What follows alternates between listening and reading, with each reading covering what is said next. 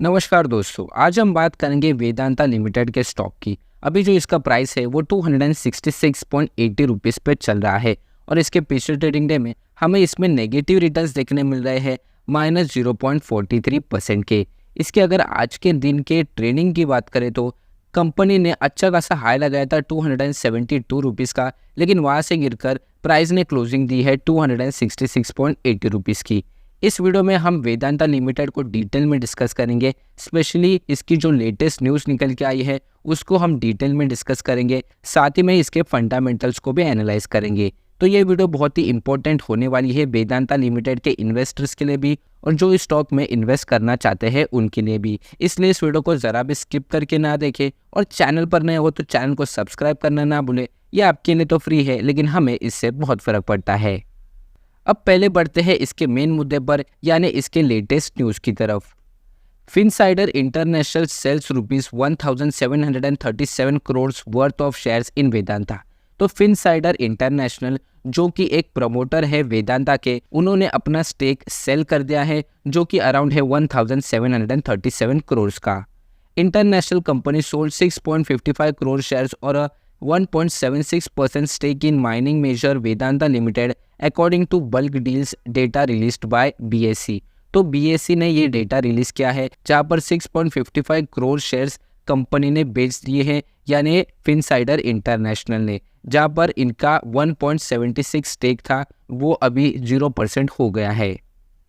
फिनसाइडर international company got ₹1737 crore from selling the stake. तो ये पूरा स्टेक बेचकर कंपनी को जो प्राइस मिला है वो अराउंड है 1737 करोड़ का।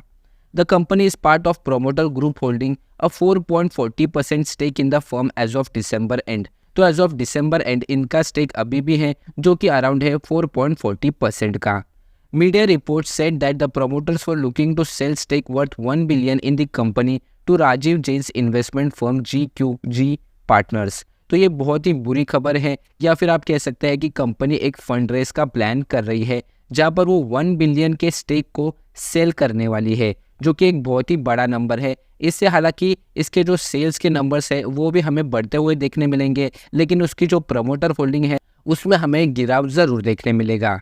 अब बात कर लेते हैं इसके एक डेटा की, जो कि है इसके इंटरेस्ट के नंबर्स। कंपनी का जो डेट है वो बढ़ते ही जा रहा है, इस वजह से इसके जो इंटरेस्ट पेइंग अमाउंट है वो भी बढ़ते जा रही है। अब मार्च 2022 के क्वार्टर से हम देखते हैं कि इसका जो इंटरेस्ट है वो कितना बढ़ रहा है, जिससे कंपनी को और भी नुकसान हो सकता है और नेट प्रॉफिट भी इसका कम हो सकता है।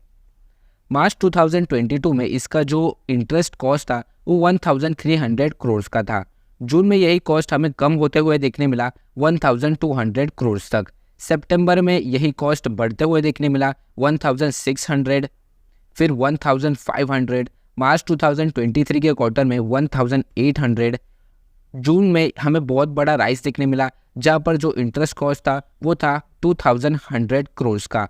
सितंबर में भी राइज देखने मिला 2500 और इस लेटेस्ट क्वार्टर में भी हमें राइज ही देखने मिल रहा है जो कि है अराउंड 2400 करोड़ का। तो जैसे कि आप देख रहे हो कि मार्च 2023 के क्वार्टर के बाद हमें इसके रेगुलरली इंटरेस्ट कॉस्ट में ग्रोथ देखने मिल रहा है, यानी कंपनी के ऊपर डेट का दबाव बहुत ही ज़्यादा है।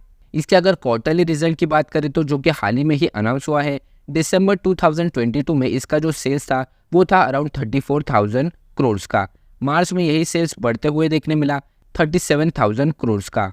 जून में कंपनी ने सेल्स 33,000 करोड़ का जनरेट किया है, उसके बाद 38,000 और इस लेटेस्ट क्वार्टर में 35,000 करोड़ के सेल्स कंपनी ने जनरेट किए हैं। हालांकि सेल्स में कंपनी ठीक ठाक ही परफॉर्म कर रही है। अब बात कर लेते हैं इसके नेट प्रॉफिट की। दिसंबर 2022 में जो नेट प्रॉफिट था वो था अराउंड 3091 करोड़, मार्च में 3132 करोड़, जून में कंपनी ने 3308 करोड़ के नेट प्रॉफिट को जनरेट किया है, जो कि हाल ही के टाइम में सबसे बड़ा नेट प्रॉफिट था। लेकिन सितंबर 2023 में इंटरेस्ट कॉस्ट डेप्रिसिएशन के चलते कंपनी लॉस में आ गई है, जो कि है अराउंड -915 करोड़ का। दिसंबर में कंपनी प्रॉफिट में है, हालांकि ये प्रॉफिट थोड़ा कम है जो कि है अराउंड 2800 करोड़। तो कंपनी का जो नेट प्रॉफिट है वो फिलहाल एक नेचुरल ग्रोथ में नहीं है, वहाँ पर हमें नेगेटिव रिटर्न्स और पॉजिटिव रिटर्न्स दोनों ही देखने मिल रहे हैं, क्योंकि कंपनी के ऊपर जो डेट है वो बहुत ही ज़्यादा है। अब देख लेते हैं इसके फंडामेंटल डिटेल्स। मार्केट कैप जो कि अराउंड 1 लाख करोड़ का है, जल्दी ये कंपनी अपने 1 लाख करोड़ को अचीव कर लेगी। बुक वैल्यू 85 रुपीज़ का है, यानी करंट मार्केट प्राइस अपने बुक वैल्यू से काफ़ी ज़्यादा आगे है। रिटर्न ऑन इक्विटी 20.4% का है। आरओसी भी अच्छा खासा ही देखने मिल रहा है, 21.2% का।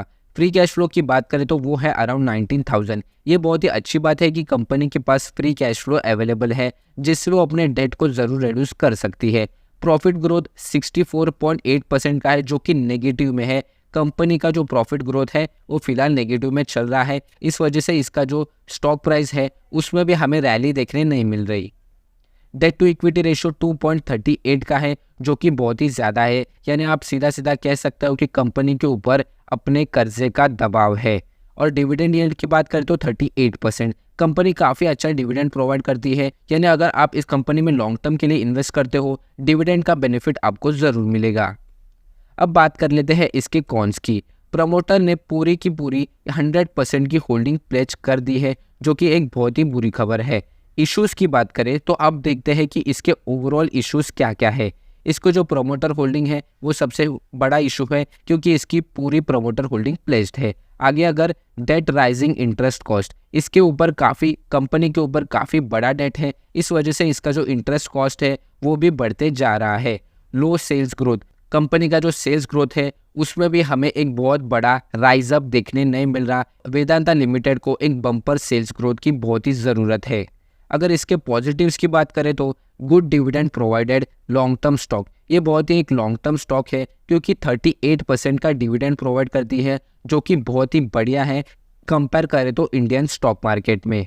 तो ये थी सारी इन्फॉर्मेशन वेदांता लिमिटेड की। वीडियो अगर अच्छी लगे तो लाइक शेयर और चैनल को सब्सक्राइब करना ना भूलें। मिलते हैं अगले वीडियो में।